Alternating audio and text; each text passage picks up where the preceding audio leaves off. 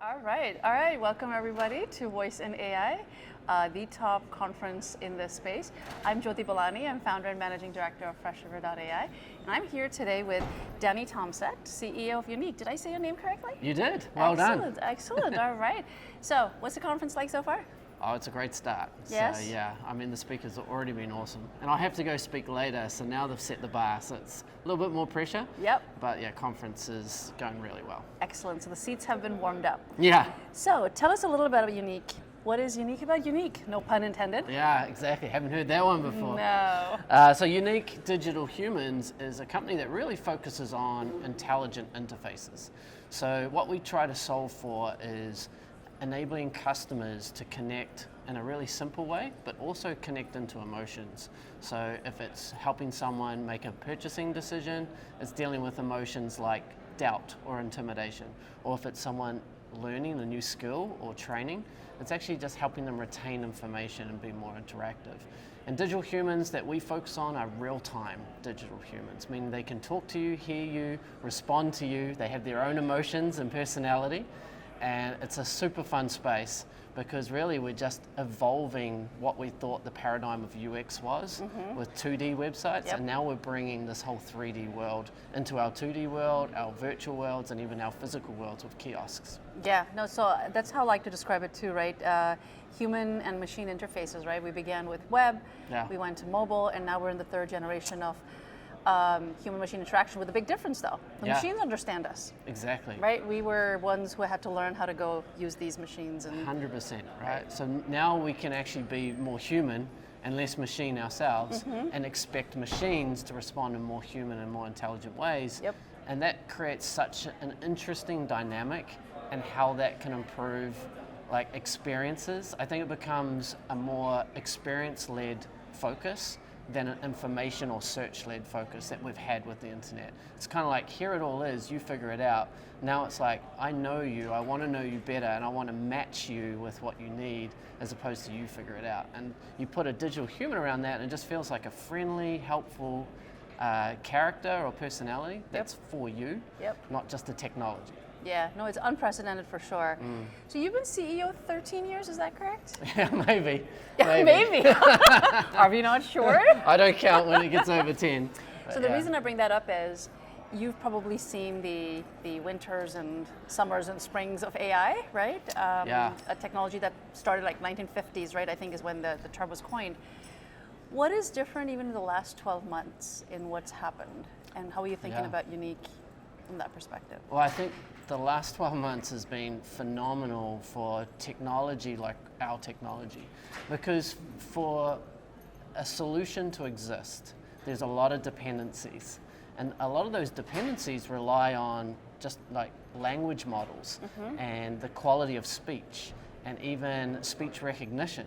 And all these different technologies and AI have like accelerated in the last 12 months to levels that are so good that we can layer our AI animation and digital human technology on top of them, and it works just amazing. So the last 12 months has been crazy for us, because all of a sudden what would have taken maybe months, maybe years, is now able to be done in days. That is very, very exciting. So correct me if I'm wrong, you were actually involved in the creation of Avatar, is that correct? No.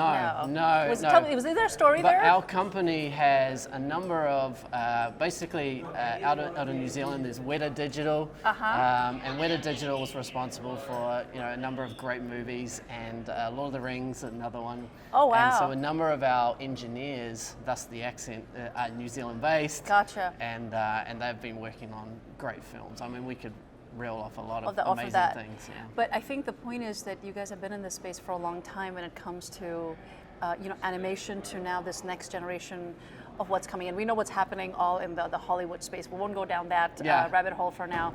But let's focus on UneeQ. So how are you distinguishing yourself from the competition, right? I think it's Soul Machines. I think you guys were working with them before, right? There was that arrangement. But how are you focusing on spaces and really identify yourself as unique from that perspective? Yeah, and it's, like the competition now, if you think, even you just touched on Hollywood, but a lot of the AI technology and generative AI, even where they're calling things avatars, a lot of it is about content production.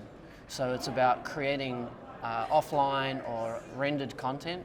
You know, what we focus on is real-time interaction. Okay. So it's the ability to, on any device, whether that be VR, AR, websites, mobile, kiosks, that you can walk up and you can have a two-way conversation that feels just like what we're doing now. Yeah, yeah. And very few companies have been able to master that because there's some really hard problems to solve, like just the quality of animation around speech and Right. movement, Yep. just the way that you nod when you listen, and I'm using hand motions. All these things are created through a lot of data and a lot of training around how an AI needs to animate in the context of a conversation and make that feel really, really natural and Right. useful. And then personality align it, so if I'm more expressive and energetic, Right. or if I'm more conservative and Yeah, yeah, introverted, yeah. all these things play into how the AI models that we create affect the experience. And that's what makes us really unique, because we believe like every brand is unique and every user interacting needs to feel more personalized and a more unique experience coming at that. And Soul Machines is a company that is a competitor, but we never worked together. It was Auckland University where Got it. we started our company, and Soul Machines came out of the university. We just worked with the Gotcha. university. Yeah. Okay. How do you deal with the uncanny valley problem?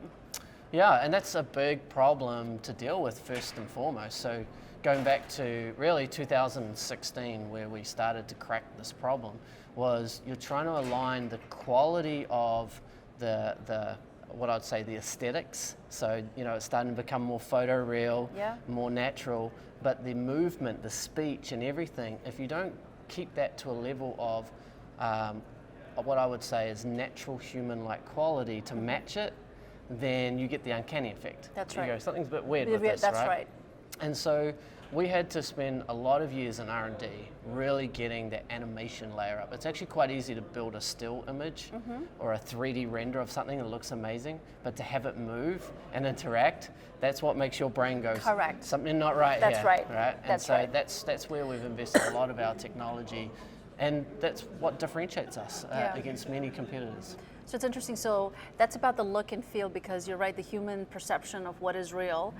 And then the next thing you've tackled now with, you know, large language models is language. That's is it. how it speaks. So that combination, right? So it's almost like we are trying to mimic the human brain, the human visual. It's just fascinating that Yeah. we're living in these times, isn't it? Well, that's exactly right. We often talk about like when we would build experiences for customers, we would, you know, want them to invest a lot of time initially to make the brain sufficient to the expectation of the end user or a customer Yeah. talking to a digital human, because they expect it to be more advanced. Yeah. And so now with large language models, like you said, now we can create that more advanced brain, capture that in some of our new tech, which is protecting like from hallucinations and converting it to Right. multilingual and doing some really smart things in there, and then passing that through an interface that feels natural and normal. Yeah. Wow. Exciting times.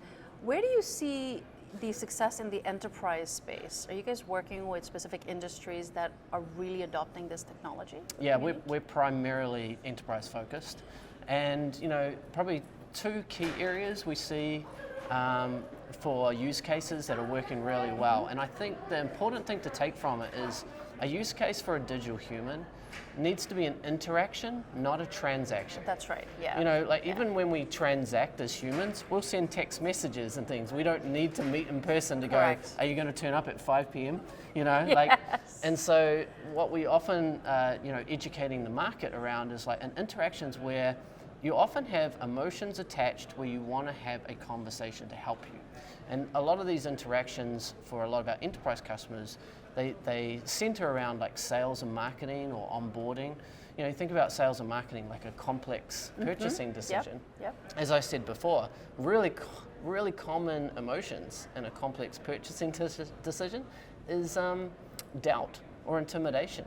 You know, you imagine maybe a 65-year-old non-technical person having to buy a laptop for the first time. Yeah. And Dell's one of our customers, and we've just literally gone through this process with them, which is like, you can help take that intimidation factor away. Right. You can bring a product genius, Yeah. an expert Yeah. that talks to them in their own way, at their own speed, explains things for them, and then makes that whole experience really, really easy, because now they have confidence. They go from doubt to confidence. And they have trust instead of intimidation. And that's really the power of what this interface can do better than any other interface. No, I agree. I mean, so that means you've really thought about the emotional intelligence part of the framework. Exactly. The ethics part of this, right? Yeah. How are you guys thinking through, just because we can doesn't mean we should. Yeah. Is that part of your framework as well? Always. And so we have like ethics champions in our business, and we often test a lot of what we're investing in around those ethics. You know, at one point we were, doing over 4 times upsell conversion over every other interface. And we're asking ourselves, like, this is so effective. It's so much more effective than anything else out there. Right. Is this still right? Yeah. Is it manipulative? That's right. A lot of questions. Those kind of things. And, at the place where our company's at, we're not going to shy away from asking those questions, because honestly, we just, like most companies in the space, we actually just want to make a positive difference. Yep. But it's very easy for things to go wrong if you're not asking good questions. That's right. And I also think assigning ownership in the company, so actually having ethics champions who have the permission to actually put a stop or hold or slow things down to ensure that you're actually going through due process before you're just launching things out there. Yeah. And that seems to be working really well for Excellent. us. Okay, last 60 seconds. What are you excited about the future, next 12 months? You know what I'm really excited about in that time period? I'm really excited about Apple Vision Pro. Yes. I think that XR is about to get turbocharged. And maybe it's not going to go as fast as maybe some are predicting, but Apple Vision Pro is going to be really well executed hardware that we can create experiences, particularly around training and learning and entertainment, that I think is going to change the game. And obviously, us having 3D digital humans, we can put them in those environments. Yeah, that's right. So I'm very excited about that. I'm looking forward to that. Dan, thank you so much. It was fantastic. Thank you. Thank you, everyone. Have a great day.